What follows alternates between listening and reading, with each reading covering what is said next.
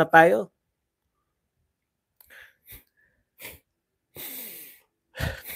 Magandang araw sa atin lahat, mga kababayan, saan man panig kayo ng daigdig naron. Dito na naman tayo sa another episode ng ating vlogs, Badong Ratilis po. Pag-usapan natin si Zelensky, di raw susunod kay Trump. Anong mangyayari sa inyo, no? Gusto kasi ni Trump magkaroon na ng peace between Zelensky's Ukraine and Putin's Russia. Pero mukhang ayaw ni Zelensky, gusto niya magpatuloy. Bahala na kayo. Dalawang pulis nasawi sa bypass operation dyan po sa, saan ba? Teka muna. Sultan Kudarat ba? Tignan lang natin Sultan Kudarat, Maguindanao. Yan po ba ang resulta ng bloodless war on drugs? Kawawa po mga kapulisan natin kasi po pag may utos po ng bloodless war on drugs Pangulo ng Pilipinas, no? Kinakailangan talagang kung hangga't maaari walang mapatay. Yan po ang mali. Pinakamalaking epekto po yan, no? Hindi po yung katulad ng unahan ninyo. Pag ang inutos ng Pangulo, unahan ninyo. Ito po, utos ng Pangulo, bloodless. Kausapin. Ayan po epekto. Ayan. Si Tatay Digong po, naghamon. Tahimik ang Quadcom, tahimik po lahat ng congressman. Hindi po one way ang paghamon ng open di po ba? Yung open magbigay ng waiver, pumirma ng waiver sa bank account. Hindi po ano yan. Hindi po para sa isang tao yan, no? Para po sa inyong lahat na mga tao sa gobyerno. Bakit tahimik ang mga congressman? Bakit hindi nyo tanggapin yung hamon kung talagang wala kayo at iba pa pong mga balita?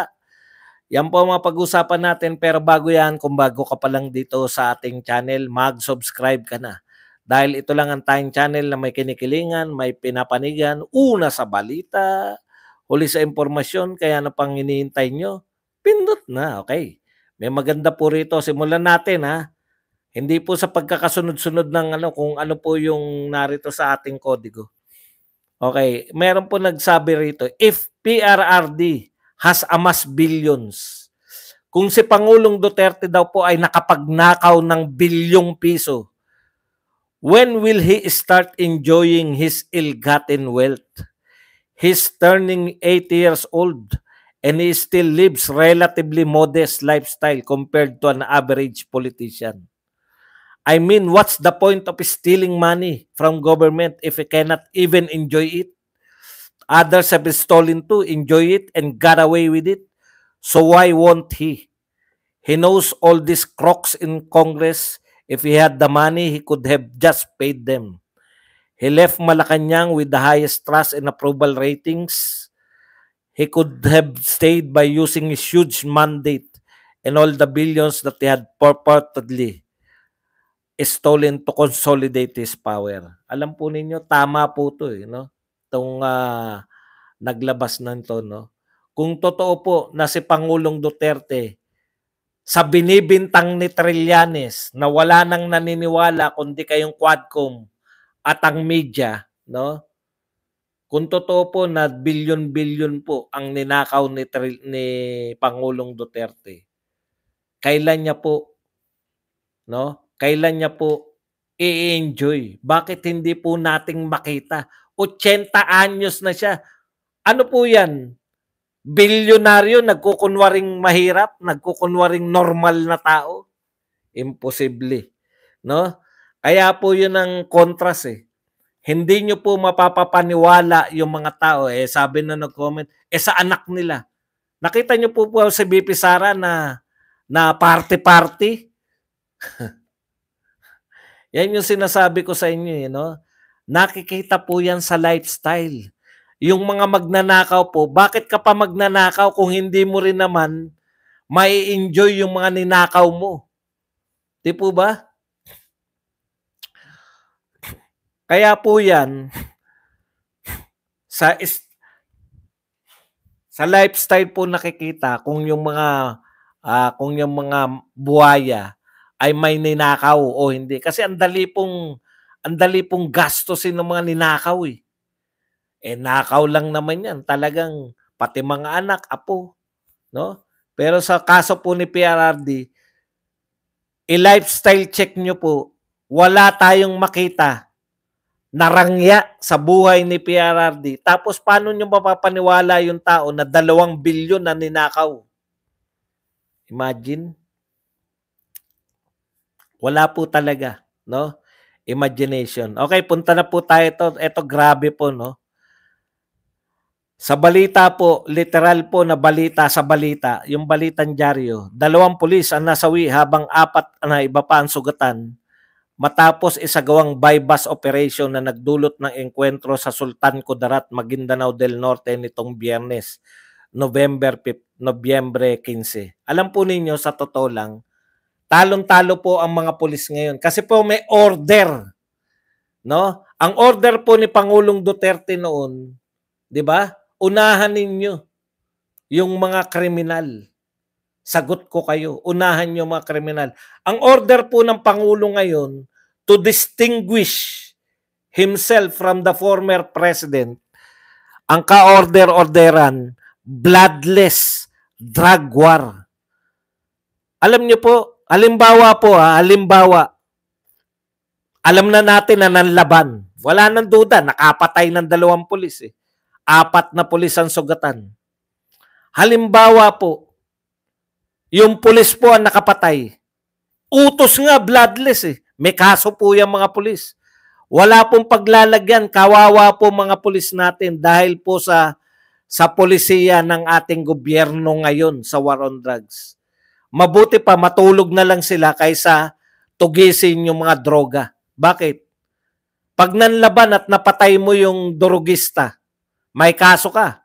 Bloodless eh. Ang kautos-utusan sa atin, bloodless. Di ba? Bloodless nga eh. Tapos, siyempre, kakantsawan ng lahat. Akala ko ba bloodless? Bakit pinatay? Tanong nyo kung sino yung unang kakantsaw. O yung Makabayan Black, yung mga kakamping, yung mga dilawan. Kaya eto po, sa polisiya na bloodless, war on drugs, kawawa po yung mga pulis. Pag may nanlaban at napatay nila, nakasilip sa kanya CHR, nakasilip sa kanila dilawan, kakamping, Makabayan Black. Titirahin po sila ng walang humpay ng media. Bakit nyo pinatay? Bloodless nga. Pag sila naman po napatayan, ano lang? Wala lang. 'Di ba? Sa polisiya po nagkakatalo. Kasi pinangangalandakan nito ni Marbil at ng iba pang mga matataas, DILG, pinangangalandakan po nila yung katumpakan yan. No? Parang bagyo po yan, no? Ipinagmalaki na meron tayong 5,500 flood control projects. Dumating ang bagyo, binaha tayo. Yan po ang singil ng kalikasan. Ngayon po, malalakas na po loob ng mga kriminal. May bloodless eh. No? Ano mang, meron mang masugatan sa atin, mamatay. Iimbestigahan ng CHR, iimbestigahan mismo ng pulis. Pulisiya nga, bloodless eh. Babarilin nyo. Hindi nyo pakiusapan. Sumuko na kayo, pakiusap lang ha. Sumuko na kayo, hindi kami gagamit ng baril. Ayaw namin kayo masaktan. Pinakikita po.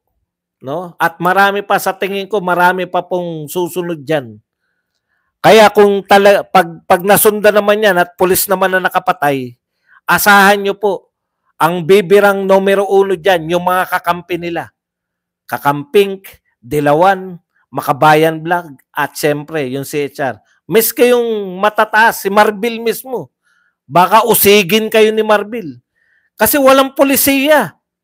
Ang polisiya nila, bloodless.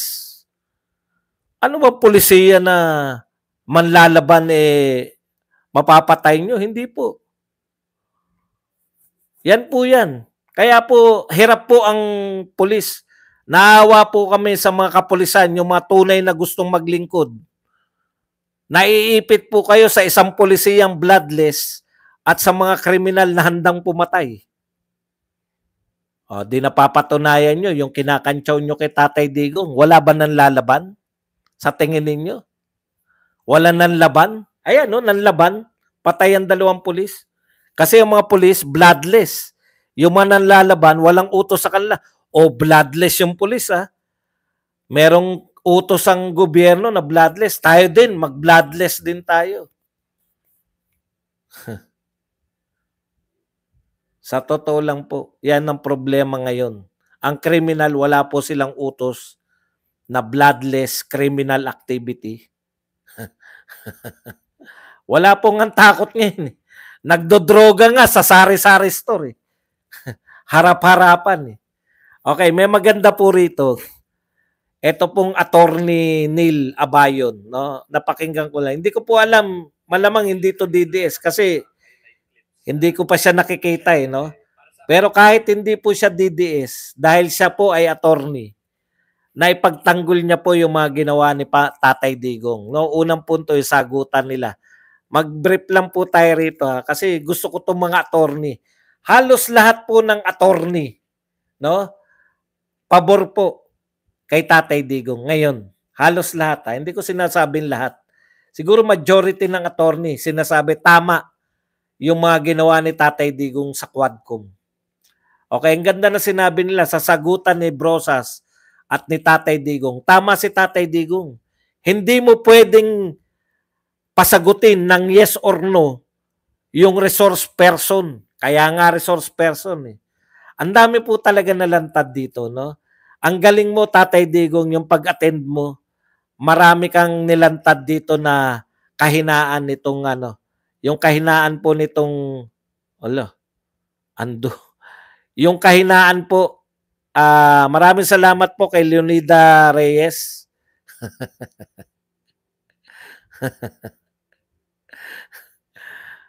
Mali lang. Nagkamali lang po. Hindi ko po dinilit yun. Namali lang po ako. Saan ba to? Paano ba malikot ang kamay ni Badong eh? Imbis na magpasalamat ako, lalagyan ko sana ng thank you eh.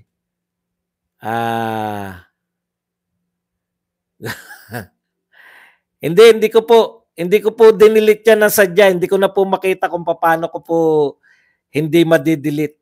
Actually, binabasa ko po yung message ninyo para nagkaroon tuloy ako ng kasalanan, no? Kay Mama, no?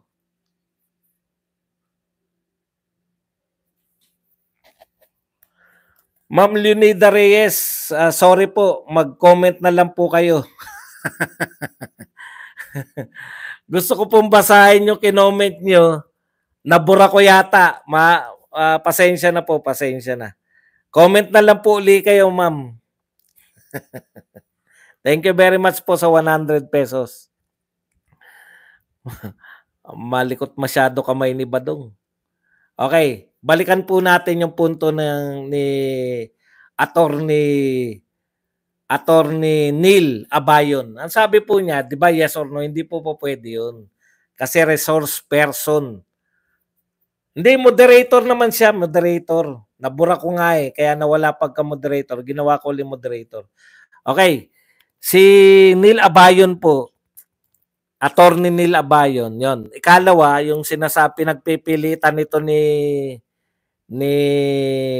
anong pangalan nito? Ni Luistro, na pinaamin niya si Tatay Digong sa kasalanan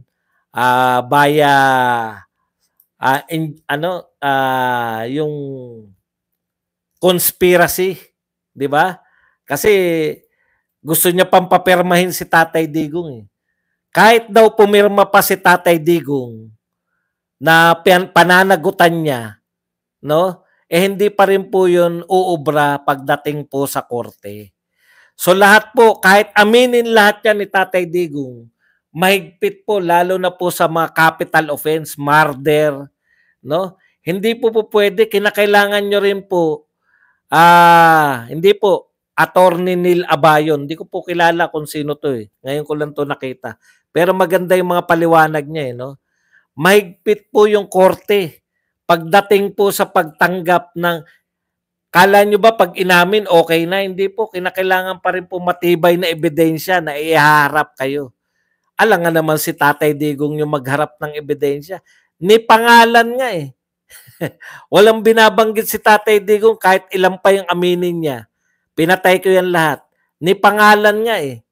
Wala pa rin pong binibigay na pinatay si Tatay Digong. Kaya yan po, no? Yan pong pangyayari na yan na etong Quadcom, na-expose lang po talaga sila. Na talagang mga walang alam sa batas tong mga taga-Quadcom. Pero attorney, eto lang po, no? Dahil sila yung mga abogado, tong mga attorney na to, iisa lang po yung kanilang pinupunto, no? Lahat po ng mga sinabi, ni Tatay Digong na pag-amin, hindi po yan pwedeng gamitin sa kanya pagdating sa actual na korte. 'Di ba? Yan yung sinasabi ng karamihan ng attorney na lumalabas sa TikTok, Facebook, tsaka sa YouTube. Bibihira po yung attorney na sumang-ayon kay Luistro. So lahat po yan. Ayan, yan si Leonida Reyes. Thank you very much, Mama. The Quadcom cannot put Goodman down in the first place. Their approach is inquisition, far from what they claim is an aid for legislation. Correct. No? Hindi po obra na yes or no. Kaya mali po pala yung ginagawa nila na yes or no lang ang pwedeng isagot. As a resource person daw po, ang ganda ng paliwanag, no? Kaya ka resource person kasi inimbitahan ka dahil ipinagpapalagay na makakatulong ka yung expertise mo. Kaya ka inimbitahan dahil expert ka. Makakatulong ka sa mga gumagawa ng batas. Paano mo may papaliwanag yung expertise mo kung yes or no lang ang pwede mong isagot? Ganda ng punto na yan. Kaya magmula ngayon, hindi na po sila pwedeng magtanong na yes or no lang. Pwede po nilang na ako ay resource person. Kinakailangan nyo ko, inimbitahan nyo ko sa pag-aakalang makakatulong ako sa ginagawa ninyong batas. Paano ako makakatulong kung yes or no lang? Ang ibig sabihin ni attorney, no? Ang ibig niya sabihin, conclusion yung tinatanong nyo eh. Resource person siya, tutulong siya sa paggawa ng batas. Kaya pala sila dapat nag-iimbita ng mga resource person. Hindi po para sumagot na yes or no. Hindi po ba? Okay. Punta na po tayo rito sa iba pang topic.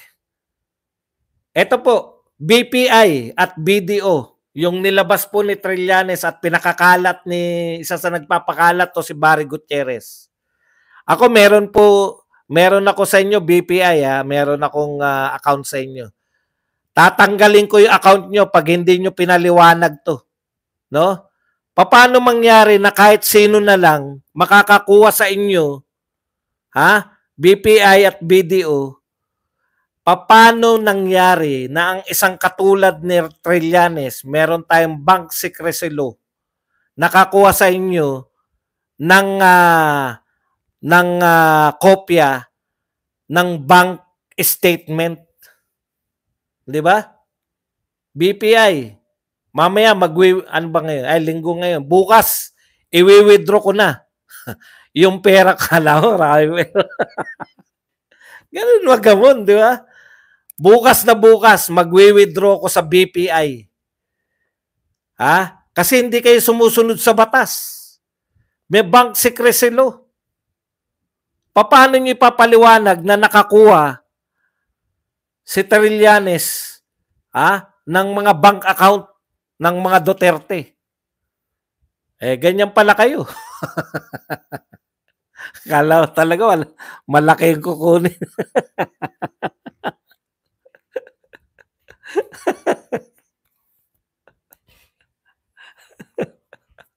Eh, natitira ko lahat ng pera dun, yung pa-maintenance lang, mga 5,000.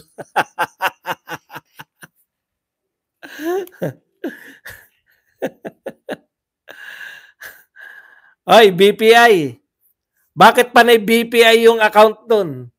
Sabihin niyo lang kung totoo yan o hindi. Aba, eh, hindi po pwede nakalagay yung BPI dyan ba? Wala kay statement. Kahapon pa kami naghihintay na statement ninyo. Wala po kayong statement. Ah, 'di ba? Ah, punta na po tayo rito kay Zelensky. Nakakatawa talaga 'to si Zelensky sa isa niyang interview. Alam niyo naman po pinagmamalaki ngayon ni pinagmamalaki po ni Donald Trump para sa katahimikan siya ng mundo, no? Bakit po? Ayan. Magandang katanungan 'yan, no? Bakit po yung nakaraan leader si Joe Biden ay tila nag-instigate ng mga gera-gera, 'di ba? Alam niyo po, yung mga leaders po sa Amerika, parang katulad din dito sa atin, no? May kanya-kanya rin po yung mga interes, no? Nagkataon, tinitiyak natin, ito pong leader nila dati, yung ang interest po na sinusundan niya, yung interest po ng mga negosyante sa Amerika, yung interest po ng mga mahilig magtinda ng mga military supplies. Malaking pera po, no? Kung hindi nyo pa po alam, malaking pera po yung military supplies sa Amerika, eh, di ba? Marami po silang binibentahan ng mga kung ano-ano, kagamitang pandigma. Eh, yun po yung interest nun, no? Yung mga Joe Biden, kaya meron tayong nagkaroon ng kaguluhan sa Ukraine, nagkakaroon ng kaguluhan sa between China and Taiwan, nagkaroon ng kaguluhan dito sa dati namang okay dito sa West Philippine Sea nung panahon ni Duterte. Na pwedeng na tiyempo lang o pwedeng sinadya nila yan, mga kaguluhan yan. Instigador.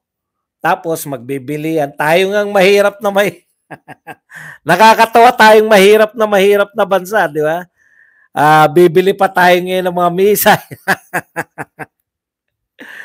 Nakakatawa lang kung isa lang ang bibili natin. Para nakakatawa, no? Nakakatawa. Eh, best, ang pinakamagandang polisiya, makipagkaibigan na lang muna tayo habang hindi pa natin kaya, di ba? Yan yung pinapaliwanag ni Tatay Digong. Bago na presidente. Alam naman natin, ano ba pangunahing hanap buhay ni Donald Trump? Alam natin lahat, real estate, no? Pagtatayo ng mga Trump building, mga Trump mga ano yan, 'di ba? High-end Trump, ano tawag diyan? Ano ba yung pinatatay? Mga Trump residences.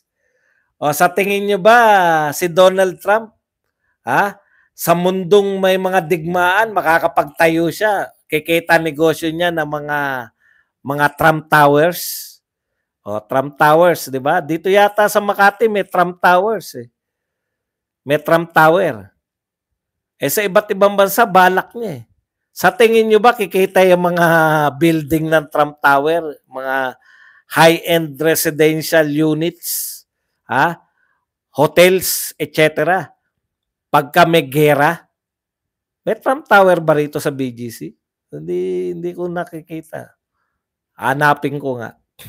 Mamaya. Hagilapin natin yung Trump Tower.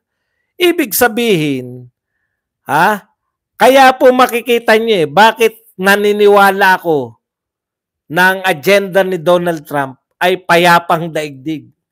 Kasi siya po makikinabang, eh. Pag payapa po, biruin niyo yan, kung kaibigan niya si Putin, tas tahimik sa Russia at Ukraine, magtatayo siya ng mga Trump Towers. Negosyo. Di ba? Yan yung pangunahing bumubuhay sa Amerika, eh. yung pagninegosyo. Ganun po yan. Kaya ako naniniwala ko, agenda ni Donald Trump, magkaroon ng kapayapaan sa daigdig. Bakit? Kasi nga, yung mga high-end hotels, high-end residential units, matatamasa lang yan sa isang daigdig na kapayapaan. Kaya tignan nyo, totoo yung sinasabi niya. Nung panahon niya, walang nagsimulang gera nung kapanahunan niya. Meron mga continuation lang. Pero yung siya yung nagpasimula, wala po. Hindi labas sa interest niya yun. Titignan nyo rin yung interest ng mga tao. Katulad ng mga politiko sa Pilipinas. 'Di ba? Mga kontrakto. Tignan. Bibigyan ko kayo ng halimbawa. Wag po tayo mag-name ng names. May binabanggit po si BP Sara na may control ng budget ng Pilipinas. Tignan nyo po dating trabaho. At hanggang siguro kasalukuyan, may kaugnayan pa po. Kontratista. Kung kontratista yung may control ng budget ng Pilipinas, putya, mas marami yung project.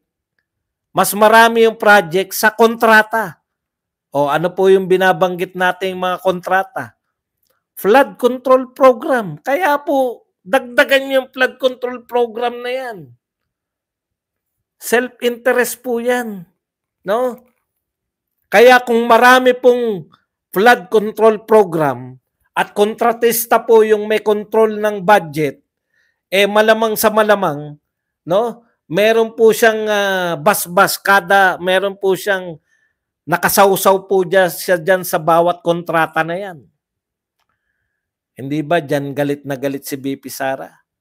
Nung sinabi niya na hinihingan siya, direkta,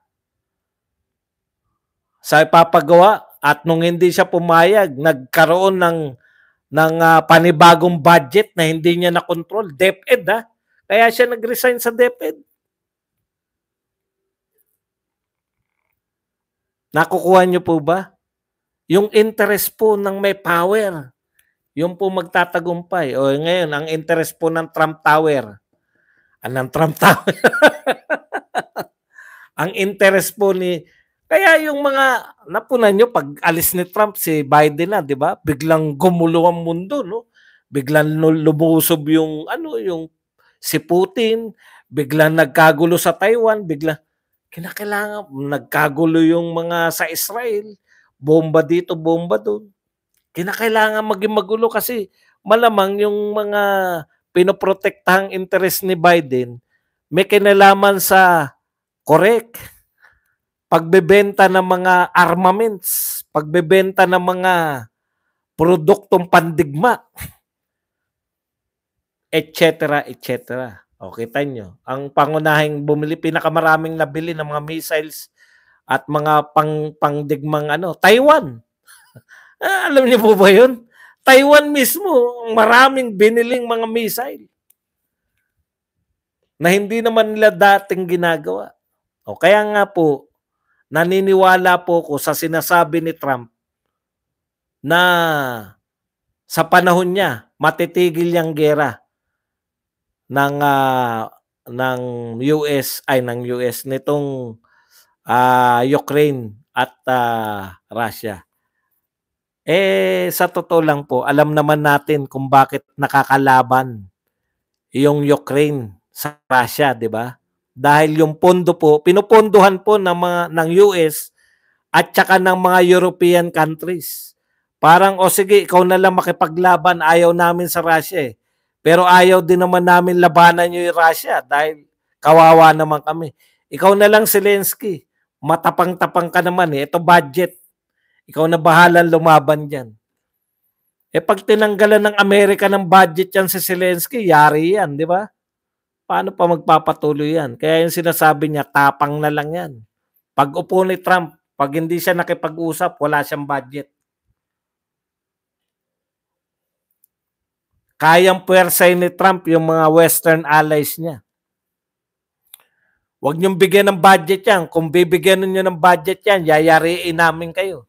Hindi yung ang threat kasi ng US sa mga European countries, hindi po threat ng war eh. Threat po ng economic, no? Pera. Kita nyo, naapektuhan yung Germany nung naghigpit si Trump sa mga ano. Ang daming binibili na US ng mga mamahaling kotse galing sa Germany. Mercedes-Benz, Ferrari, at kung ano-ano pa. Hindi kasi ako marunong sa sasakyan. Basta alam ko maraming mga German car manufacturer na apektuhan nung umupo si Trump dati. Gustong proteksyonan ni Trump yung sarili niya eh. 'Di ba? Mga kaibigan mga kaibigan ni Donald Trump to mga munyaman na may sila Ford, mga etc. Yan po. Kaya may say po dyan. Naniniwala ako kay Trump na mapapatahimik niya to si Zelensky. Dahil pera ng US yung ano riyan. Ay, Italy ba yun? Pasensya na kayo. Pero marami, di ba? German luxury cars. Magbibigay lang ako ng halimbawa. Mali pa. Ferrari nga pala, no? Italy. Okay, eto na po tayo. Kay Tatay Digong. Ito po malinaw. Masyado kayong atat. Ito po ang sinabi ni Tatay Digong. Tinanong po siya ng reporter, no? Okay. Tutuloy niyo po ba yung pagpirma ng waiver? Ito po ang sabi ni Tatay Digong. Lahat, hindi lang ako. Volkswagen, no? Volkswagen. Mercedes, tama ako, no? Mercedes. Lahat as in lahat ng gusto kong ituro dyan, pati yung nakaupo doon sa harap ko. Bakit ako lang? Para makita talaga ng tao, ayan ang pera ko. Ang inyo. Bakit ako lang? Huwag ninyo kong inaapi-api. Yan po ang pahayag ni Tatay Digong. Pagkatapos po, nilinaw po sa kanya. Wala po naglinaw eh. Di ba? Actually, nagpahayag na po si Tatay Digong. Ito hinahanap ko, hindi ko nakikita to eh. Yung interview niya, paglabas niya po, siyempre interview siya ng mga pati po kasi mga reporter, pati po yung media, atat din eh. Magwe-waiver po ba kayo? Ito po ang sagot muli ni Pangulong Duterte. Lahat, hindi lang ako. Yung po yung sagot ni Tatay Digong, no? Doon sa nagsasabi, ngayon na natin. Ngayon na tayo pumirma na waiver. Ngayon na po kayo pipirma na waiver. Gagawa na po kami. Atat na atat kami. Naglalaway po kami. I-waiver nyo na po. Ano sabi ni Tatay Digong? Ano kapalit? Sasampalin ko to? Hindi nila naintindihan eh. Oo. Willing akong mag-waiver. Pero pambitag ko yun sa inyo eh.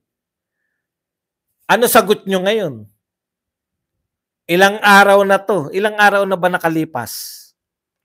Ignore lang, ini-ignore lang. Quadcom, dapat tayo po maghamon, no? Lahat po kayo, mag-comment kayo sa lahat ng mga Quadcom. Hinahamon kayo ni Tatay Digong. Pinapipirma nyo siya ng waiver, very willing siya, pero hindi lang siya dapat. Kayo din. Bakit nga naman? Bakit nga naman siya lang ang kinakailangan mag-waiver? Inaakusahan din naman kayo ng mga tao ng mga magna. Ano yun? Hindi kayo lang po mag-waiver. Tumahimik na sila sa waiver, di ba? Hindi na nila inuungkat yung waiver, di ba? Bakit tahimik kayo lahat sa pag-waiver? Mga kwakkom. Trinap lang kayo ni Tatay Digong eh. Mag-waiver siya, bakit hindi? Pero, bakit ako lang? Lahat, hindi lang ako, sabi ni Tatay Digong. Lahat tayo magpirma ng waiver. At dahil sa hamon ni Tatay Digong na yan, tumahimik na sila lahat. Pati po yung mga Quadcom, pati po lahat ng congressman, pati po yung leader nila. Yung may control ng budget ng Pilipinas, si Martin Romualdez at si Saldico, tahimik po kayo sa waiver. Ang dali lang pong ano nun.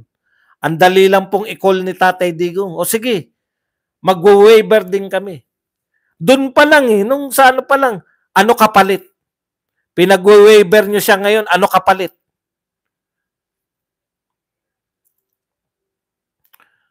Huwag kang makialam kung ano gusto ko itapik.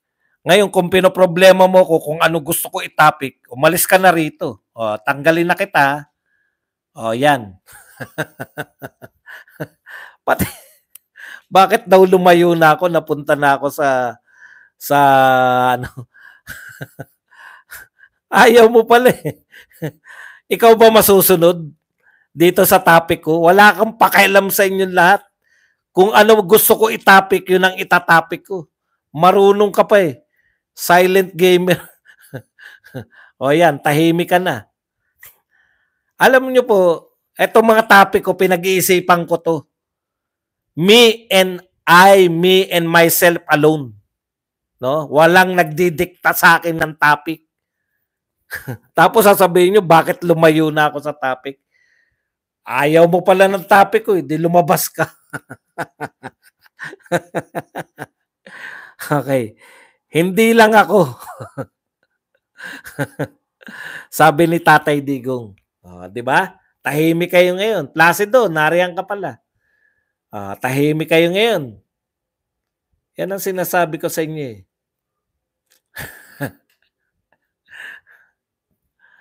At syempre, ito po, tuwan-tuwa po si Ronald Cardema, no? Chairman po ng Duterte Youth Party List. Tuwan-tuwa po siya. Si Tatay Digong nga ayaw, nagtanong yung iba, sabi niya na, maganda to eh. Do not control my answer. Sabi nga, do not control my answer. Tapos ikaw, ang gusto mong kontrolin yung aking topic, utot mo.